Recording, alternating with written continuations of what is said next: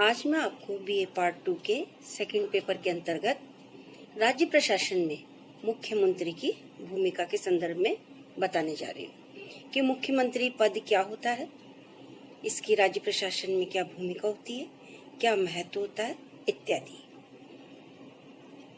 राज्य के प्रशासक के रूप में मुख्यमंत्री राज्य का वास्तविक प्रशासक होता है। वह राज्य के समस्त लोक प्रशासन की धुरी होता है। मुख्यमंत्री राज्य में शांति और व्यवस्था बनाए रखने का कार्य और विकास कार्यों को गति देता है। इस प्रकार मुख्यमंत्री की भूमिका संपूर्ण राज्य प्रशासन में केंद्रीय धुरी के समान होती है, अर्थात समस्त राज्य प्रशासन मुख्यमंत्री की कार्यकुशलता, उसकी क्षमता, उसकी उपयोगिता या ये कहना चाहिए उसकी कार्यकुशलता पर निर्भर करता है। यहाँ तक कि राज्य प्रशासन का शासन और प्रशासन दोनों यदि देखा जाए तो मुख्यमंत्री की कुशलता पर और मुख्यमंत्री के नेतृत्व पर ही निर्भर करता है। इसी संदर्भ में मुख्यमंत्री के कार्य एवं शक्तियों का विवेचन करते हैं। मुख्यमंत्री राज्य सरकार का प्रधान होता है। राज्य के प्रशासन का कोई ऐसा क्षेत्र नहीं है जो मुख्यमंत्री के नियंत्रण से बाहर हो। मुख्यमंत्री की शक्तियों को अनेक बहुमुखी क्षेत्रों में हम वर्णन कर सकते हैं। मुख्यमंत्री राज्य में मंत्री परिषद का निर्माता होता है। राज्यपाल मुख्यमंत्री के परामर्श से ही मंत्रियों की नियुक्ति करता है। मंत्री राज्यपाल के प्रसाद पर्यंत तक अपने पद पर रहते हैं, ऐसा संविधान के अनुच्छेद 164 के भाग ए में उल्लेखित है। मुख्यमंत्री मंत्रियों को विभाग का बंटवारा करता है। वह इच्छा अनुसार उनके विभागों में परिवर्तित कर सकता है। मुख्यमंत्री मंत्री परिषद की अध्यक्षता करता है। मंत्री परिषद की बैठकों में मुख्यमंत्री ही बुलाता है। मुख्यमंत्री ही निर्णय करता है कि मंत्री परिषद की बैठक कब और कहाँ होगी और किस विषय पर विचार किया जाएगा। राज्य की विकास नीतियों का निर्माता मुख्यमंत्री ही होता है तथा वही विकास व निवेश संबंधी समितियों की अध्यक्षता भी करता है। राज्य में मुख्यमंत्री विकास नीतियों का निर्माता होने के साथ साथ वही विकास और विकास की दिशा भी निर्धारित करता है। मुख्यमंत्री राज्यपाल और मंत्री परिषद के बीच की कड़ी का कार्य करता है।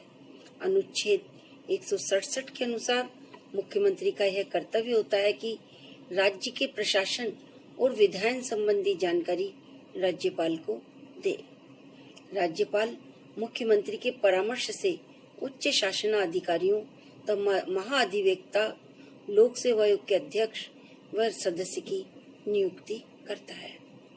मुख्यमंत्री विधानसभा का भी नेता होता है, इसलिए विधानसभा संचालन में आई समस्याओं को सबके साथ मिलकर दूर करने का प्रयास भी मुख्यमंत्री करता है। मुख्यमंत्री अपने दल का नेता होता है। इस कारण या परिणाम स्वरूप अपनी पार्टी के चुनावों में सफलता आदि के लिए भाषण देता है, जनमत संग्रह करता है, अपनी पार्टी के लिए जन समर्थन प्राप्त करता है। मुख्यमंत्री राज्य योजना बोर्ड का भी अध्यक्ष होता है। इस प्रकार हमने सारांशतः मुख्यमंत्री की भूमिका के विभिन्न बिंदु स्पष्ट किए कि इन क्षेत्रों में तो वह कार्य करता ही है। अप्रत्यक्ष रूप से देखा जाए तो संपूर्ण राज्य प्रशासन ही मुख्यमंत्री पर निर्भर करता है। राज्य की मंत्री परिषद और मुख्यमंत्री इन दोनों के बीच क्या सहसंबंध है? संघ की तरह राज्यों में भी संसदीय शासन प्रणाली की स्थापना की गई है।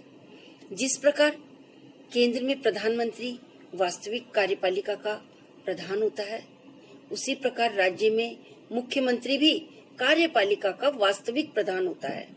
संविधान के अनुच्छेद 163 के अनुसार राज्यपाल अपने कार्य विवेकानुसार और मंत्री परिषद की सहायता व सलाह से कार्य करेगा, जिसका प्रधान मुख्यमंत्री होगा। इसी प्रकार मंत्रिपरिषद के संबंध में कहा जाता है कि जिस प्रकार केंद्रीय मंत्रिपरिषद केंद्र के शासन में महत्वपूर्ण भूमिका अदा करती है, ठीक उसी प्रकार राज्य में राज्य मंत्रिपरिषद शासन का केंद्र बिंदु होती है। अनुच्छेद 163 के अनुसार राज्यपाल स्वयं विवेक तथा मंत्रिपरिषद की सहायता एवं सलाह के अनुसार कार्य करेगा। मुख्यमंत्री राज्यपाल के माध्यम से मंत्रिपरिषद का निर्माण करता है और इस प्रकार मंत्रिपरिषद का गठन, उसका कार्यकाल इत्यादि सैद्धांतिक तौर पर तो राज्यपाल की इच्छा पर निर्भर करता है, किंतु व्यवहारिक रूप में मंत्रिपरिषद का संपूर्ण कार्यकाल, उसका संचालन मुख्यमंत्री की इच्छा के अनुसार चलता है। मंत्रिपरिषद का कार्यकाल सामान्यतया मंत्रिपरिषद का कार्यकाल 5 वर्ष का होता है, परंतु मंत्रिपरिषद का कार्यकाल विधानमंडल में उसके बहुमत पर निर्भर करता है। इसके अतिरिक्त राज्य में अनुच्छेद 356 के तहत राष्ट्रपति शासन लागू होने से मंत्रिपरिषद स्वतः भंग हो जाती है। प्रश्न उठता है कि मंत्रिपरिषद के सदस्यों की योग्यता क्या होगी? कौन से व्यक्ति चुनाव लड़कर जो आते हैं, वो कौन से व्यक्ति हैं जो मंत्रिपरिषद में नियुक्त किए जाते हैं? अतः मंत्रियों की योग्यता के संबंध में कह सकते हैं कि मंत्रिपरिषद के सभी सदस्यों के लिए यह आवश्यक है कि विधानमंडल के किसी सदन के सदस्य हों, अर्थात यदि विधानमंडल द्विसदनात्मक है तो दोनों सदनों में से किसी भी सदन का वह सदस्य होना अनिवार्य है। यदि कोई व्यक्ति मंत्री पद पर नियुक्ति के समय विधानमंडल का सदस्य नहीं है तो उसके लिए 6 माह के भीतर विधानमंडल की सदस्यता प्राप्त करना आवश्यक होता है। ऐसा करने में असफल रहने पर उसे अपने मंत्री पद को छोड़ना होता है। इस प्रकार मंत्रियों की पहली आवश्यकता है कि वह विधायी शाखा के या विधानमंडल के किसी भी सदन का सदस्य हो। मंत्रिपरिषद की सदस्य संख्या संविधान के 91वें संशोधन अधिनियम 2003 के अंतर्गत मंत्रियों की संख्या निम्न सदन अर्थात विधानसभा की कुल संख्या का 15% से अधिक नहीं हो सकता। अर्थात मंत्रिपरिषद का आकार न तो बहुत संकुचित होना चाहिए और न ही बहुत विशाल होना चाहिए। लेकिन केंद्र शासित राज्य में न्यूनतम मंत्रियों की संख्या मुख्यमंत्री सहित 12 होगी, इससे कम नहीं होगी। इस प्रकार मंत्रिपरिषद के आकार को भी संविधान द्वारा निर्धारित किया गया है। मंत्रियों के कार्य विभाजन के संबंध में कहेंगे कि मंत्रियों के काल विभाजन राज्यपाल मुख्यमंत्री के परामर्श अनुसार करता है। मंत्री के अधिकार के अंतर्गत प्राय एक ही प्रमुख विभाग, किंतु कभी-कभी एक से अधिक विभाग भी किसी मंत्री के अधीन रहते हैं। मंत्रियों के अतिरिक्त प्रत्येक विभाग में सचिव, अतिरिक्त सचिव, संयुक्त सचिव, उप सचिव आदि स्थायी पद होते हैं। ग्रहण करने से पहले मुख्यमंत्री तथा अन्य मंत्रियों को राज्यपाल के समक्ष 2 शपथें लेनी होती है, जिसका उल्लेख संविधान के अनुच्छेद 164 के 3 भाग में है। पहली शपथ है पद के कर्तव्य पालन की और दूसरी है गोपनीयता की। इस प्रकार इन सारे संदर्भ में उसमें मुख्यमंत्री अपने दायित्वों का निर्वाह करता है अपनी मंत्रिपरिषद के सदस्यों के साथ। राज्य की मंत्रिपरिषद का प्रधान, जैसा कि बताया, मुख्यमंत्री होता है। मुख्यमंत्री की नियुक्ति राज्यपाल करेगा। ऐसा प्रावधान संविधान के अनुच्छेद 164 में लिखा गया है। संविधान के अनुसार राज्यपाल को विधानसभा में बहुमत प्राप्त दल के नेता को मुख्यमंत्री नियुक्त करना चाहिए। अर्थात विधानसभा के बहुमत दल के नेता को ही मुख्यमंत्री बनाने का प्रावधान संविधान में उल्लेखित है। परंतु संविधान में राज्यपाल पर मुख्यमंत्री की नियुक्ति संबंधी कोई प्रतिबंध नहीं लगाया गया है। जयललिता प्रकरण 2001 में सर्वोच्च न्यायालय ने अपने निर्णय में कहा है कि मुख्यमंत्री की नियुक्ति के संबंध में राज्यपाल की स्वविवेकीय शक्ति असीमित नहीं है। यदि राज्यपाल किसी ऐसे व्यक्ति को मुख्यमंत्री नियुक्त करता है जो विधानसभा का सदस्य बनने योग्य नहीं है, तो ऐसी नियुक्ति अनुच्छेद 164 के अंतर्गत असंवैधानिक होगी। राष्ट्रीय राजधानी क्षेत्र दिल्ली के चुनाव पश्चात मुख्यमंत्री की नियुक्ति राष्ट्रपति द्वारा होती है और मुख्यमंत्री राष्ट्रपति के प्रति उत्तरदायी होता है। अब प्रश्न ये उठता है कि मुख्यमंत्री की भी कोई योग्यताएं होंगी, मुख्यमंत्री के लिए भी कोई अनिवार्यताएं होंगी जिनके तहत जिस मापदंड के तहत राज्यपाल मुख्यमंत्री की नियुक्ति करेगा। तो मुख्यमंत्री के लिए जो योग्यताएं हैं वो इस प्रकार हैं कि वह भारत का नागरिक हो, 25 वर्ष की आयु पूरा कर चुका हो, विधानमंडल के दोनों सदनों में से किसी एक का सदस्य हो, मुख्यमंत्री की अवधि निश्चित नहीं है, उसका कार्यकाल विधानसभा के बहुमत के समर्थन पर निर्भर करता है, अर्थात मुख्यमंत्री जब तक विधानसभा में अपना बहुमत रख सकता है, बहुमत स्पष्ट कर सकता है, तब तक वह मुख्यमंत्री बना रह सकता है। जिस दिन उसका बहुमत समाप्त हो जाता है और वह बहुमत किसी अन्य पार्टी को या अन्य दलों को मिल जाता है, मुख्यमंत्री को अपना पद त्यागना होता है। राज्यपाल ने अपने विवेकाधिकार के दुरुपयोग के आधार पर अनेक बार बहुमत होने के बावजूद मुख्यमंत्री को नियुक्त किया है, जिसकी न्यायालय ने अपने विभिन्न निर्णय में आलोचना की है। इस प्रकार मुख्यमंत्री अपने बहुमत के आधार पर अपनी योग्यता को साबित करता है। मुख्यमंत्री के शक्तियों के संदर्भ में ऐसा कह सकते हैं कि राज्य के प्रशासन का कोई ऐसा क्षेत्र नहीं है जो मुख्यमंत्री के नियंत्रण से बाहर हो। उसकी महत्वपूर्ण शक्तियों को हम विभिन्न रूपों में पहले भी वर्णन कर चुके हैं और बता सकते हैं कि मुख्यमंत्री अपनी किस प्रकार भूमिका को निभाता है। मुख्यमंत्री अपने शक्तियों के अंतर्गत राज्यपाल का प्रमुख सलाहकार होता है। राज्यपाल पर यह बाध्यता होती है कि वह मुख्यमंत्री की परामर्श के बिना कोई कार्य नहीं करे। दूसरे शब्दों में मुख्यमंत्री जिस तरह की सिफारिश करता है, राज्यपाल वैसा ही निर्णय लेता है।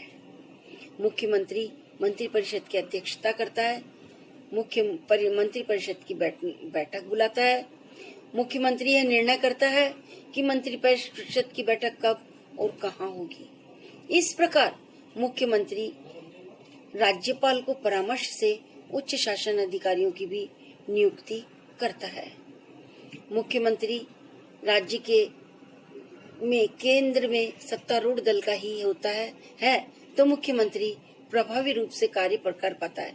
इस बात को गौर देने का एक ध्यान आकर्षित करते हैं कि यदि केंद्र में भी उसी दल की सरकार है और राज्यों में भी उसी राजनीतिक दल की सरकार है, तो मुख्यमंत्री बहुत शक्तिशाली हो जाता है और प्रभावशाली रूप में अपनी भूमिका का निर्वाह कर सकता है।